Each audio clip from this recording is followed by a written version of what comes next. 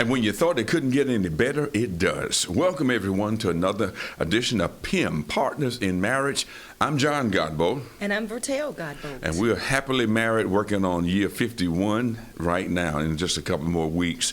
But we want to let you know that marriage is so important to us that we've decided it's a ministry that we want to take the rest of our lives working on helping others to improve on their relationship and not just stay together, but are happy in their marriage, right? Absolutely.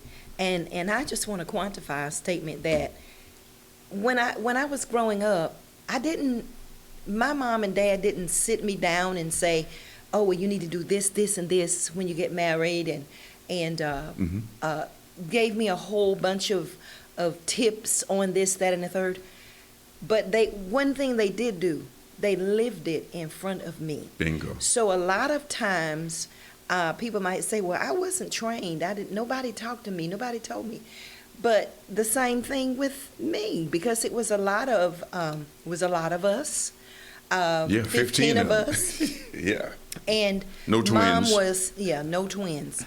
And Mom was always busy. Daddy was always away at work. We did have family time, but a lot of times Dad was working a second or a third job. Mom was doing the Bible studies, the singing, and all of those things. Right. So I think a lot of times, even if you grew up or you might have been under a dysfunctional home, when you seek advice and seek counsel, and especially if you are a child of God, Holy Spirit will speak to you. But today we're talking about toxic relationships.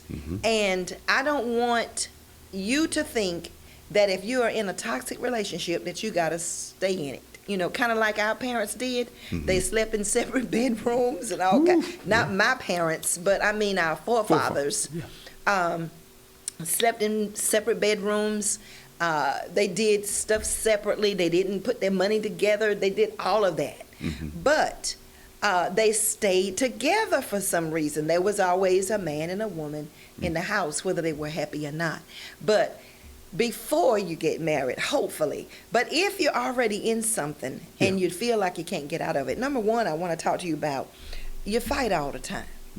So if you're fighting verbally or physically, you need to try your best to get out of it in a amicable situation. I mean, not fussing and fighting. For instance, if you're fighting about maybe doing the dishes, you ask them, would you take the dishes out of the dishwasher, or would you put them in the dishwasher? And then you look around and it's not done. I mean, you can't attack the person. You can't say, are you stupid? Are you hard of hearing? What is going on? The dishes are still right here. Why haven't you? You're attacking the person and not the problem. And obviously, that would definitely cause a fight. So what you got to do is you got to say it better. You got to come to them and say, "Babe, I asked you to empty the dishwasher. What happened?" You know, and then that doesn't create a fight because you're not calling them stupid. You're not asking them if they're hard of hearing and all of that sort of thing. Amazingly, as you said that, I was thinking about we hit below the belt. We know how we've been wounded. So people who've gone through this are so wounded that they come back hitting in ways they know better. They shouldn't know better, you think. But what I'm finding out is you got to start all the way from ground zero with everybody. Not assuming that they understand what it is to be a Christian. Not assuming that they had come up in a good home like you and I. We're fortunate to have parents to be there. We saw them live together and talk and communicate with issues and dealt with the issues rather than just attacking each other. We got to go from ground zero. They know nothing. They can do nothing. Okay. And that's where we start from. So fighting all the time is one of those, physical or verbal. Another sign of a toxic relationship is there's a complete lack of trust. Where you going? What you going to do? I don't know if I can believe what they're saying to me. And if a marriage 99.910% of it is trust. You got to trust each other. Exactly. And I'm wondering when we talk about this, and hey, guys, we've got a bunch of these things, but we're just going to hit them from this top like an eagle flying over and keep moving. But when you think about lack of trust, those are one of the things that we have to work on. Mm-hmm. How do you build trust? And it starts with an individual working on him or herself before you start working with a team. Right. And I totally agree with that, that I got to be whole myself. Sure. Before I try to work on you. Another thing that happens is somebody keeping score all the time. Like you're playing a game, like you're in basketball and seeing who won. But we can't fall victim to this, at any time. It should be connected, and rather than being toxic. You should keep up with the good stuff. Like, oh, babe, I like the way you did so and so and so.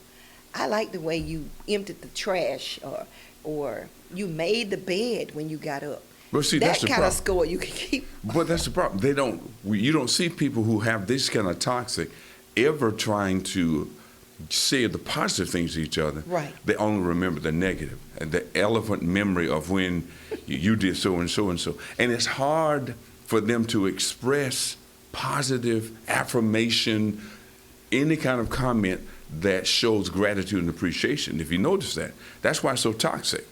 That's not what they're doing. Yes, that's what I call elephant memory. They say elephants never forget. Yeah. And using the words, you do that every time. All the time, yeah. All the time. And there's no way that you did something all the time and every time. But that's how you try to keep score, I guess. Let me add this to it as we look at these things. Once you get the sign of toxic, the only time you're touching is when you want something in the bedroom, but there's no touching regular, like just holding hands, love taps and kissing. This stuff that we see on television, let me share something with you all.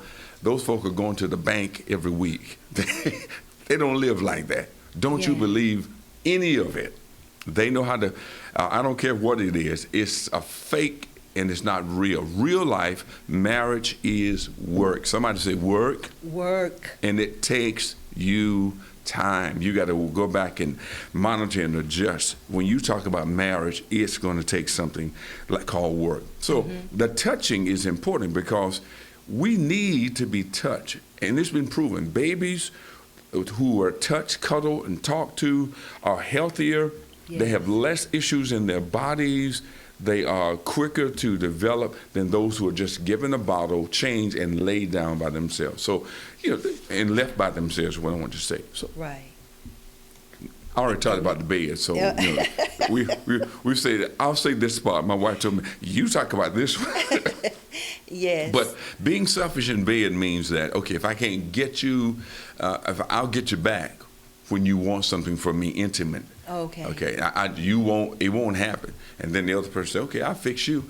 I won't do this. I won't buy this, or I won't do that. We got a good story, but we don't have time to talk about it today. That's exactly what I thought about the story.